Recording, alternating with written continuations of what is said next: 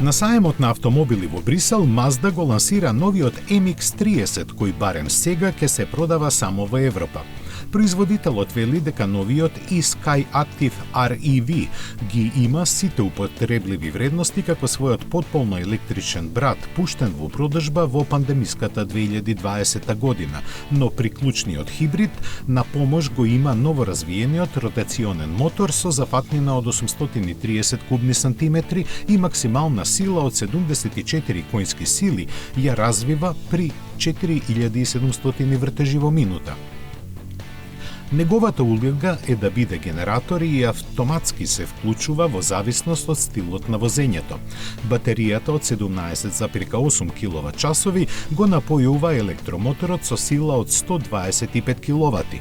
Кога батеријата и резерварот за гориво од 50 литри се полни, може да се поминат повеќе од 600 километри, од кои 85 на струја. Според спецификацијата објавена од Mazda, новата MX-30 располага со вкупно 166 коњски сили и 260 ньютон метри, што е повеќе од целосно електричната верзија, а емисиите на јаглеродиоксид се само 21 грам на километар. Полнењето е возможно на полночи со наизменична струја, каде треба 50 минути да се засети батеријата, додека на брз полноч е двојно пократко.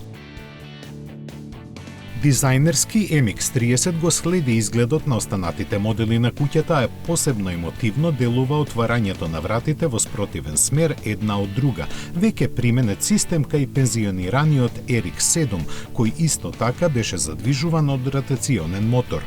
Токму поради тоа, MX-30 веќе го заработи својот прекар RX-7 Crossover. Во внатрешноста е присутна сета ергономија и удобство што се типични за Mazda, но и препознатливата тврдоглавост на употреба на помалку застарени решенија околу инфозабавниот систем. На некои европски пазари дистрибуцијата ќе започне од следниот месец, додека за доаѓањето кај нас нема никаква прецизна информација. Цените започнуваат од 39.500 евра.